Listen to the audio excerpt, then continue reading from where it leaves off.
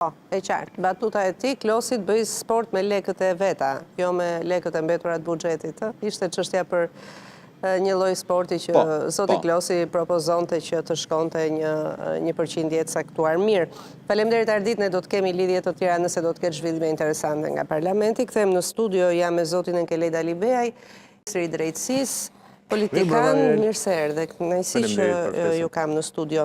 Kur shikoni këtë parlamentin, si ju duket, apo déjà vu, apo diçka më e re nga koha që ishit brenda, si debatet, se ju i lexoni tani më qartë, e njihni nga brenda sistemi? Duket që nuk është se ka ndonjë joshje të madhe për ta parë, për ta ndjekur. Për më tepër, edhe ato se çfarë Arditi tha, gazetari juaj, kur kalon pasaj në këtë çështje fyerje, ofendime, do duket që pasaj edhe niveli është gjithmonë edhe më i rënduar, kam përshtypjen edhe për një fakt tjetër, se tashmë edhe raporti numrave është i tillë që nuk je pas një mekanizëm nevoje ndaj qeverisë për të ulur arrogancën. E ka me tepri. Ndaj, jo vetëm për këtë arsye, mbarvajtja e seancave, po dhe për faktin që nuk ka çështje të rëndësishme çështjet e bën opozita në fakt. Ajo e ngre çështje të rëndësishme, qëndrimet e saj janë që të mund të debatohen. Kalojnë 19 apo 16 akte, dhe vetëm gjë që të ngel në mendje është çështja e dekriminalizimit të shpifjes për gazetarët apo jo, që duken sikur ngjarje sporadike, po jo të paraqitura në publik në mënyrë të strukturuar. Kjo tregon gjendjen reale se ku është i gjithë parlamenti, kuptoi fare mirë interesin e mazhorancës, thjesht dhe vetëm do me kalu ligje pa i lexuar madje për të plotësuar normën që kërkohet nga BE-ja, kam përshtypjen nuk kërkohet vetëm normë nga BE-ja, kërkohet cilësi. E kuptoj. Kërkohet cilësi dhe që më vonë të jetë dhe zbatueshmëri korrekte, sepse aty do të matet aftësia e një vendi për të adoptuar legjislacionin evropian. Po dhe këte nga pjesa e asaj që quhen vetën opozit, me sa duket e kanë mendin gjikundi tjetër dhe jo tek parlamenti. E qartë.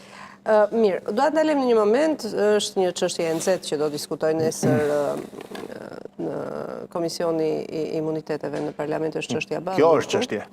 Në fakt gjykata kushtetuese e shtyu vendimin. Në dhomën e këshillimit, si duket, nuk e di si funksionon, por në dhomën e këshillimit nuk ura dakord apo si rregullisht që dhomën e këshillimit nuk flitet asgjë, me thënë të drejtën. Siç duket kanë marrë kohën e tyre për një moment tjetër. E kuptoj. Pra, një moment tjetër do shprehet gjykata kushtetuese. Sigurisht, të martën, kam përshtypjen të martën në javës tjetër. Të martën në javës tjetër, pra, gjykata kushtetuese shprehet.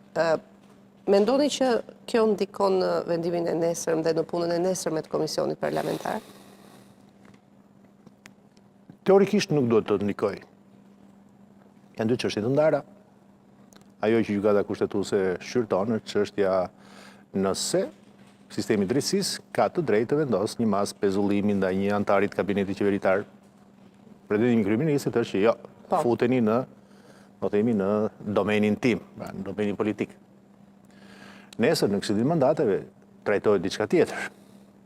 Kërkesa për lëshimin e autorizimit, pra dhënien e autorizimit për të proceduar për mas arresti, burg apo shtëpi. Janë dy gjëra të cilat nuk kanë. Për heqje imuniteti. Heqje imuniteti, ashtu quhet, pra dhënia e autorizimit, ashtu quhet. Jo të zëvendës kryeministres, por të deputetit. Të deputetit tashmë. Janë dy çështje të cilat nuk kanë lidhje në aspektin e trajtimit.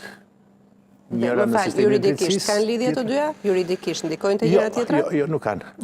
Nuk kanë asnjë lloj lidhje, sepse me kërkesën që SPAK-u bëri për heqjen e imunitetit, ta quajmë kështu, në një farë mënyre, ju duk, si thua, e papërshtatshme, e paplot, e pamjaftueshme, më saktë, kjo do ishte fjala e duhur, e pamjaftueshme, kërkesa vetëm për pezullimin nga detyra.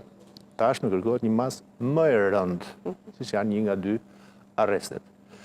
Pra juridikisht nuk kanë lidhje. Sigurisht që një lidhje e ka ndërtuar kryeministri, që në momentet më të para, atëherë kur do paraqit kërkesa, i cili, pa bazuar në asnjë nen të kushtetutës apo të kodit të procedurës penale, tha që ne do presim çfarë do të thotë gjykata kushtetuese, pastaj do shprehemi ne. Me sa duket kështu do të ndodh. Ju thash që lidhje juridike nuk ka, por lidhje politike edhe mund ta gjejmë.